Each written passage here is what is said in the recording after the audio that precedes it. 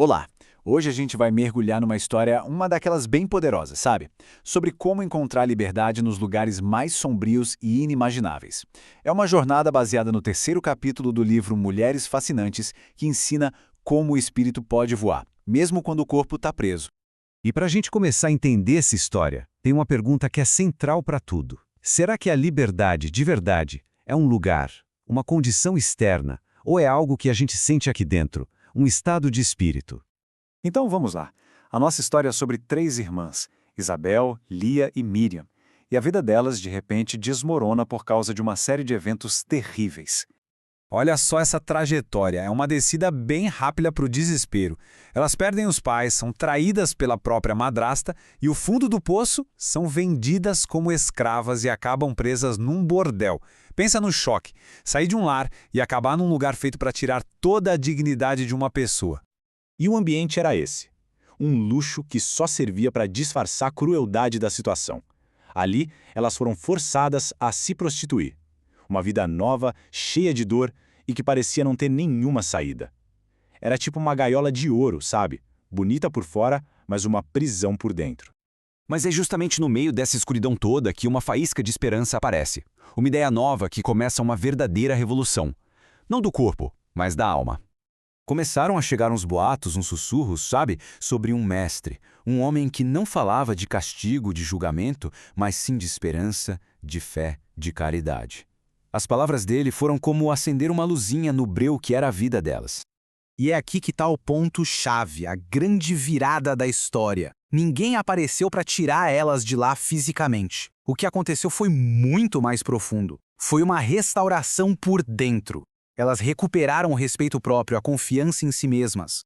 E essa transformação interna toda nos leva direto para o coração da história delas. A descoberta incrível de que o corpo pode estar preso, sim, mas a alma, o espírito, esses podem ser completamente livres. Elas sacaram uma coisa fundamental. A liberdade de verdade não está do lado de fora, está do lado de dentro.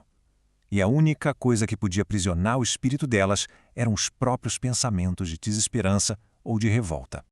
Olha que interessante isso aqui. É como se elas vivessem em duas realidades ao mesmo tempo. Na realidade física, os corpos estavam presos, elas eram julgadas por todo mundo num ambiente de puro desespero. Mas, na realidade espiritual que elas escolheram construir, os espíritos estavam livres, elas se sentiam amadas e viviam num ambiente de esperança. E com essa nova forma de enxergar a vida, as irmãs não ficaram paradas só aguentando a situação. Não, elas começaram a agir para transformar aquele lugar de dentro para fora.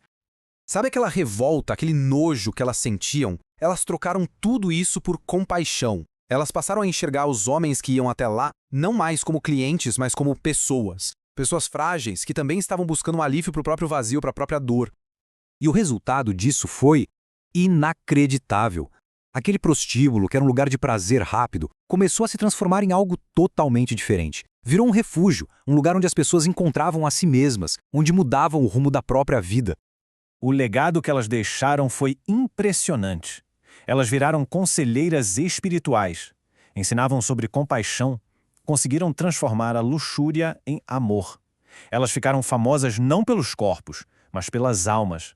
E aquele lugar, um bordel, virou um ponto de difusão dos ensinamentos do mestre. Que reviravolta, hein?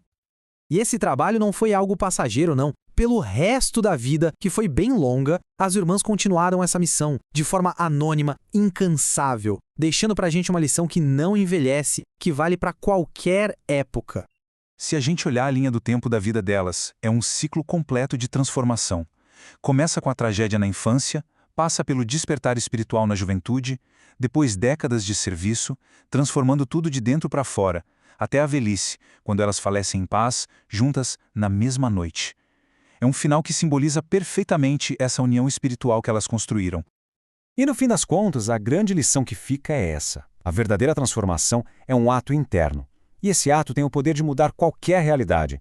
A gente nem sempre pode mudar o que está acontecendo ao nosso redor, mas a gente sempre pode mudar o mundo que existe dentro de nós. E isso tudo nos leva a uma reflexão final, né? Para a gente pensar na nossa própria vida. Quais são os ambientes que a gente considera imutáveis? Será que não existe um poder dentro de nós para redefinir essas situações, não fugindo delas, mas transformando a nossa relação com elas?